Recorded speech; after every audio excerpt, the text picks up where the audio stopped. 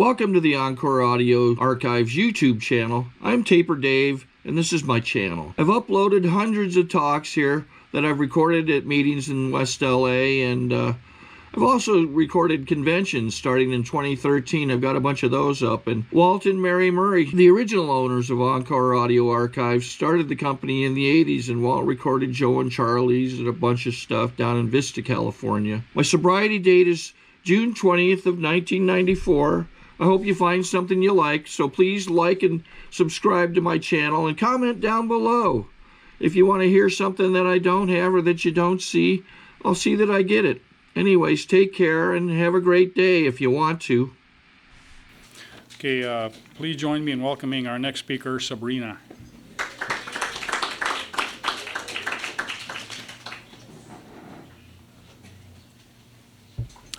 Hi, I'm Sabrina. I'm an alcoholic. Hi, Sabrina. Hi, Merry Christmas. Thank you. Thanks. Thank you, Branny, for asking me to do this. Thank you, Sean, so much for sharing. I loved listening to you before. I've never been to an AA meeting on Christmas. It's really unforgivable. I've been sober 17 years, and I've never been to an AA meeting on Christmas, so this is such a great thing. And driving over here, I was nervous because I was feeling like Christmas pressure, like I'm supposed to give a good gift or something up here. But the best I can do is just tell the truth. So, I'm just going to simply share a little bit of what I was like, what happened, and what it's like now. Like Sean, I grew up in an alcoholic home, and my dad was the alcoholic and a really bad alcoholic.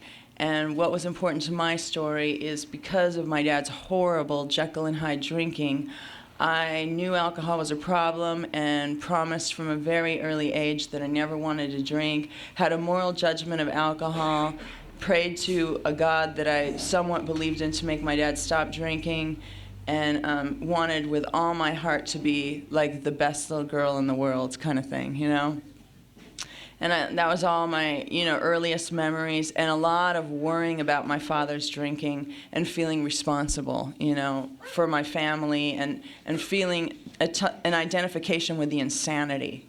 Like somehow that insanity was me, or a reflection of me, or some truth about me, and God forbid anybody find out about it.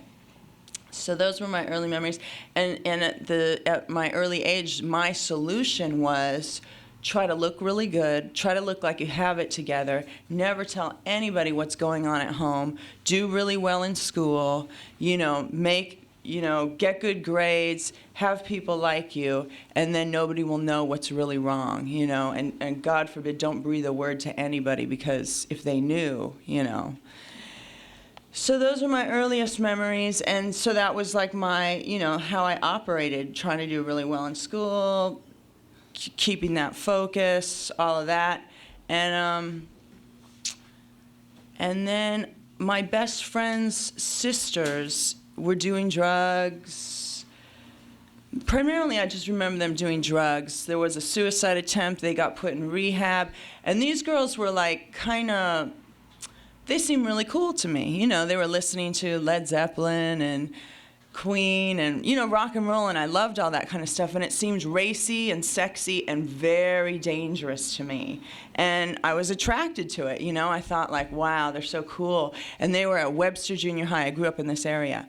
So when it came time for me to go to Palms Junior High, I just had this fear that somehow I was going to start doing drugs. And when I went to Palms Junior High, that very crowd that I was afraid of was the crowd I was most attracted to, and for that same reason. They seemed cool, they seemed daring, they seemed to not care what people thought about them, and they seemed to just have this, veneer of fearlessness, which is what I wanted because I was so afraid all the time. And I wanted what they have, so when you want what people have, you do what they do. And my best friend, I think it's no coincidence that my best friend's mom was a fall down, flat on the floor, alcoholic, just like my dad. And I couldn't have been happier because I was just overjoyed that somebody else had an insane parent like mine, And I felt relieved that I wasn't the only one living in this kind of insanity. And so I don't think it's any coincidence, A, that my dad came to Alcoholics Anonymous that year, and I probably on some subconscious level felt some great relief that he was no longer drinking, and thus that was the year I took my first drink, and it was with this girl, and she said, "Do you want to get drunk?" She had already been drunk. I'd never been drunk. And I said, yeah, and she poured a big glass of vodka, and I took some sips of the vodka, and it tasted horrible. I mean, to this day, just recalling the taste of hard liquor makes me want to vomit, you know? And the taste made me want to vomit, but I wanted the effect. You know, I knew somehow, well, obviously from watching it my whole childhood, I knew that somehow there was an effect at the end of this glass.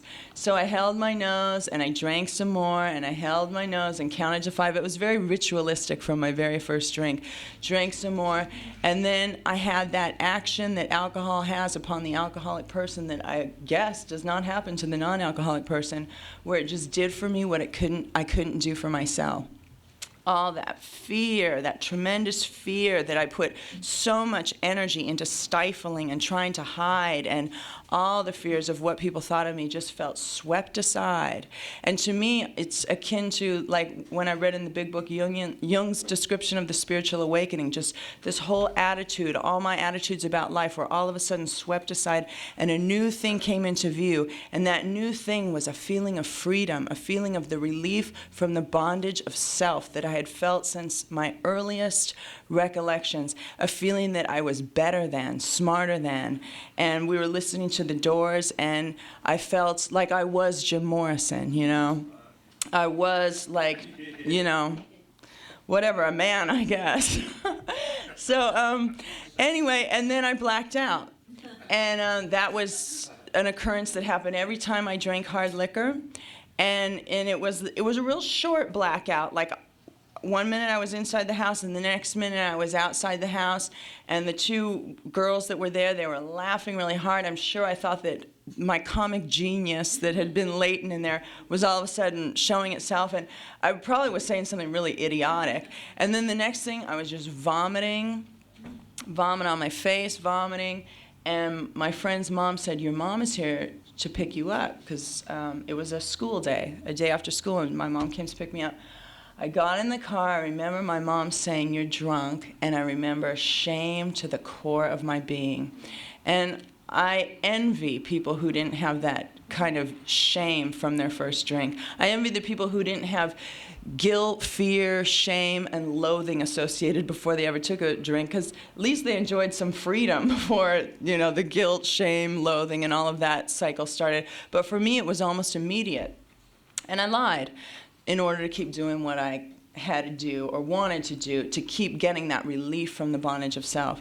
I grew up in this area, and I drank at Palms Park, Mar Vista Park, Rancho Park, Venice Beach, Santa Monica Beach. My friends and I would stand outside of Surf Liquor in Santa Monica and ask the men going inside to buy us 40 ounces of Old English 800 or Colt 45, which, not that I crave alcohol, because thank God I don't, but that is, to me, symbolized true freedom and relief without so many severe consequences, you know? Like, I like that. That was perfect to me. And I did almost immediately within the first year that, you know, trying to not drink, trying to do the beer so that I wouldn't have the hard alcohol thing happen. And within a year after that, you know, I remember, because, you know, trying to say, am I an alcoholic? Do I have this thing? I remember that at about 14, sitting on a bench in Mar Vista Park, I was only going to drink 3 beers till I felt the back of my neck relax, and I kept drinking that night. I don't know, 6, 7, 8, who knows? And I had pitiful and incomprehensible demoralization, and I remember thinking the next day that maybe once I start drinking, I can't guarantee that I'll be able to stop drinking. So, you know, not that I was understanding the allergy then, but what I understood was maybe it's best to not drink at all. If I don't want to have these consequences, then maybe I shouldn't even start at all, because I don't know if I can stop once I start. So I'd do the thing of, I'm not drinking tonight, and I'd feel better than everybody else. I'd feel superior. I'd feel that, you know, like control feeling, which I love, feeling like I was in control of alcohol. And I'd do it maybe a night, 2 nights, and of course then I felt I had mastered alcohol. I'd kicked its ass because I could not drink for a night, and everybody else was being sloppy drunk around me. And I felt, you know, that superiority, so I felt therefore I must not have a problem, and then I would drink again, you know? And that was just how the insanity of the mental twist worked in my life. Then at around 15, my cousin gave me methamphetamine, and I did that. And for somebody who always wanted control, always wanted to feel better than, always wanted to not have the hazy, blackout, sloppy feelings, consequences of alcohol, speed was perfect for me, because with speed and booze, I don't recall ever blacking out. I don't think I did, because I always felt alert, like super alert. And I also at that time had decided I wanted to get into college because I had no idea what else I was going to do with my life.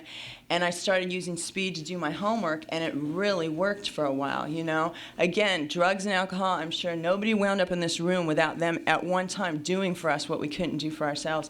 And I felt that control, and I felt that, and I enrolled in advanced classes, and I was doing really well. Like, it worked for a while, and I would drink more and more in order to fall asleep.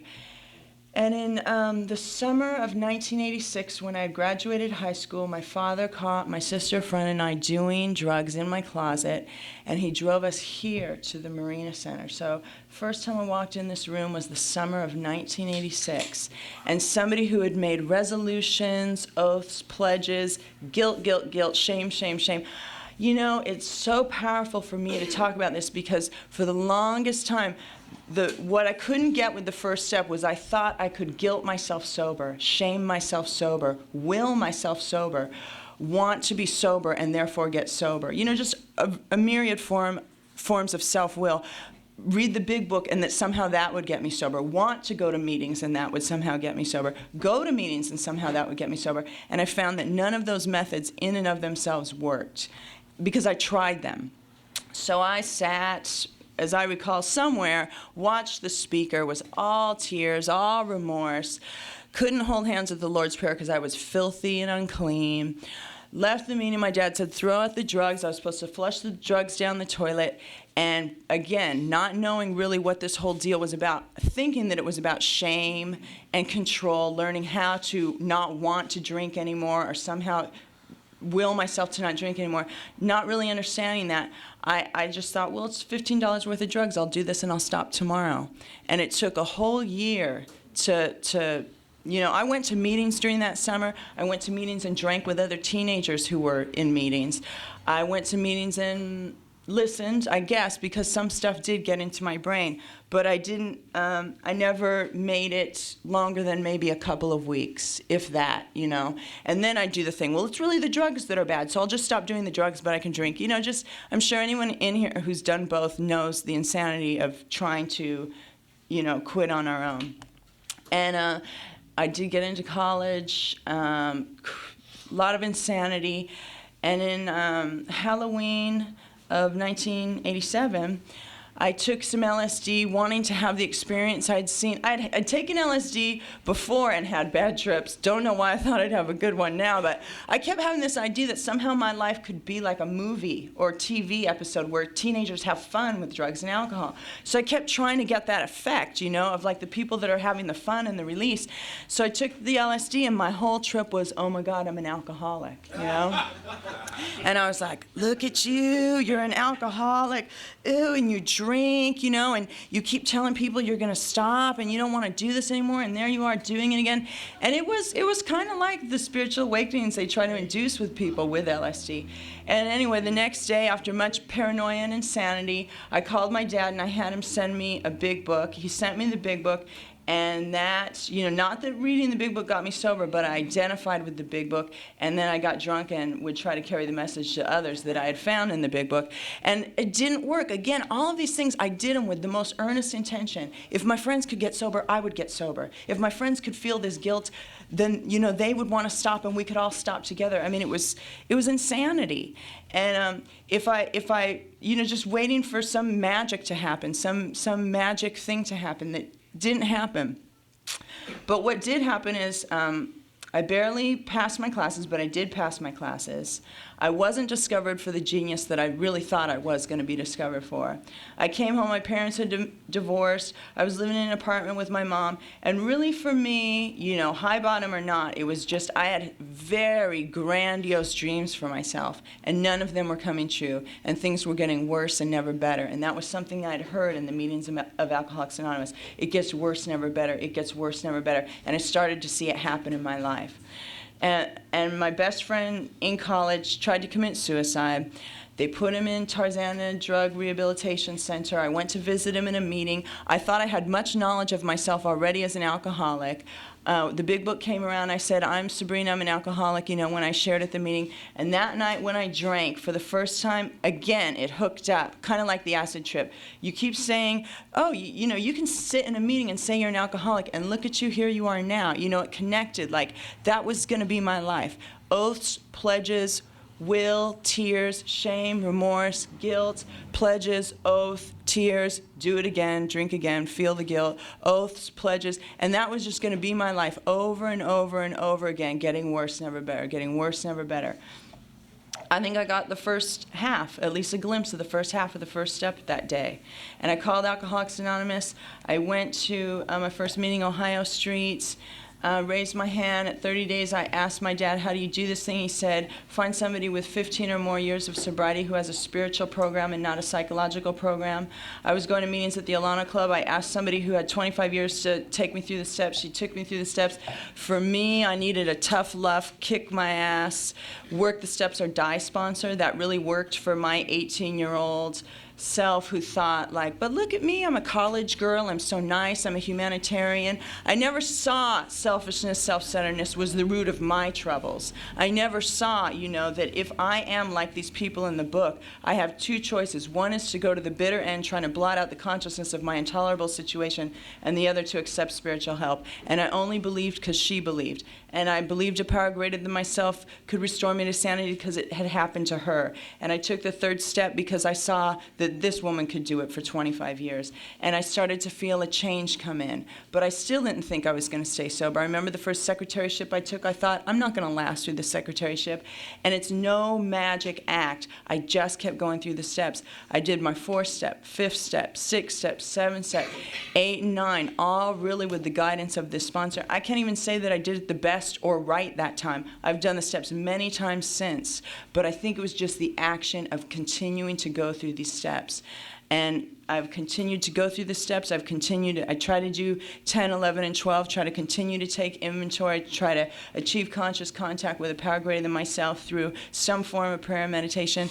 And then having had a spiritual awakening, which I believe I've had, you know, to whatever degree, educational variety, slow variety, and it is slow. And 17 years later, I'm not bored at all with the progress of my spiritual awakening. I mean, I find I need it to continually unfold for me and to continually get deeper and to perfect and enhance, you know, to perfect and enlarge my spiritual life as they talk about in the big book. And I haven't found that I've plateaued yet where I no longer feel like I need this thing. I feel like I need this thing often more and more as I become more aware of just how sick I am or whatever, or how much I need this thing, how much I need these 12 steps to help me live in this world and help me feel the peace and ease that alcohol used to give me, because I no longer can have alcohol give me that peace and ease. And I really feel that. I accept to the innermost depths of my being that I've got this allergic condition. I'll never use alcohol safely in any form at all, and that's okay with me as long as I can get, you know, with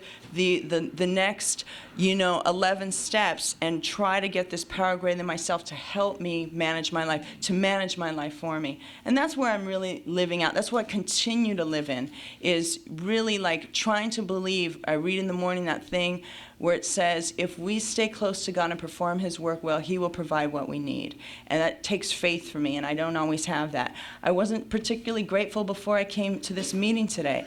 But, you know, one thing I love about Alcoholics Anonymous, and I'm very, very glad to do this on Christmas, is no matter what's going on in my life, death, breakups, all that kind of stuff that has felt like it's going to kill me, I always hear the truth here. I always hear the truth. Even if it's for the 1 hour that I'm sitting in this meeting is the only time I'm hearing the truth during that day, and the rest of the day there's lies going on in my head, I will always hear the truth here. And I'm so grateful. To me, that's, you know, a priceless gift, because you can't buy that.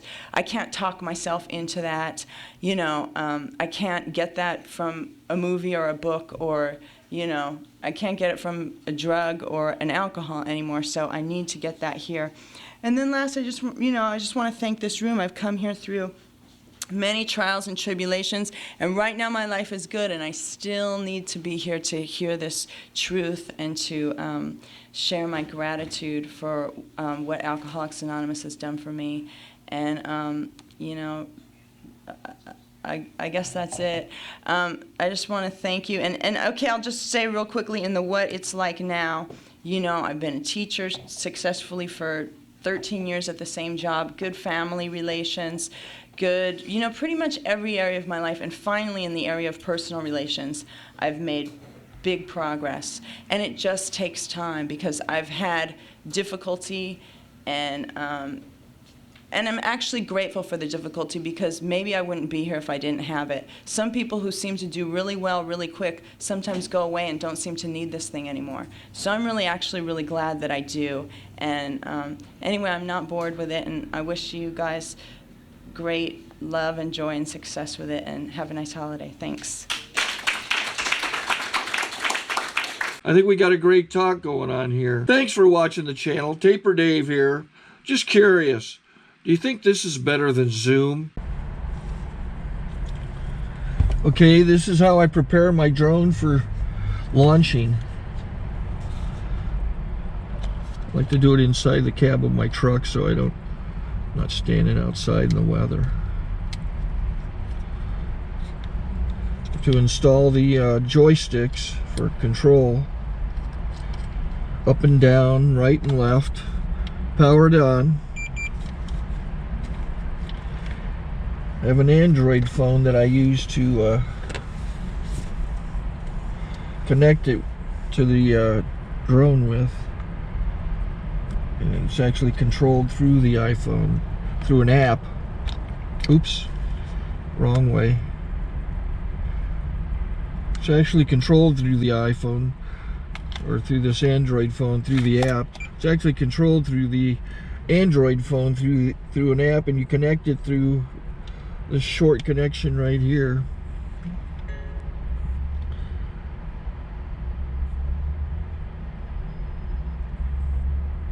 Remote control connected.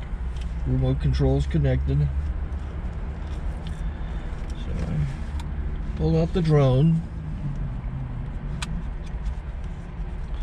I have to extend the legs. Long legs extended first, then the short legs. Remove the gimbal protector. Set that aside, then power it on one short burst, then one long burst. I lay it down. So I have to go to calibrate. So the drone's not connected yet. It shows you here as this drone gets disconnected, even though the remote's powered on. So the drone has to establish it's connected.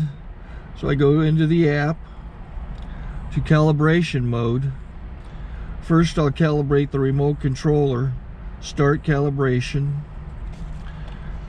Out, in, oop, out, in, up, down, and then this little wheel is to control the gimbal. So it's calibrated. Go to gimbal calibration, start calibration, and then it calibrates the gimbal. I don't know if that shows up. The gimbal's moving all over the place. Changes, you can see it on the video. And I'm calibrated to take off. It's acquired 7 satellites at the moment. There are 26 satellites up in the sky, which it has to acquire before you can take off. So it's connected. It's got enough satellites. This is white. I can go to press this little arrow button, swipe right to take off, and it would start the motors if I slid this to the right. but I'll wait till I get outside. Don't want to do it inside.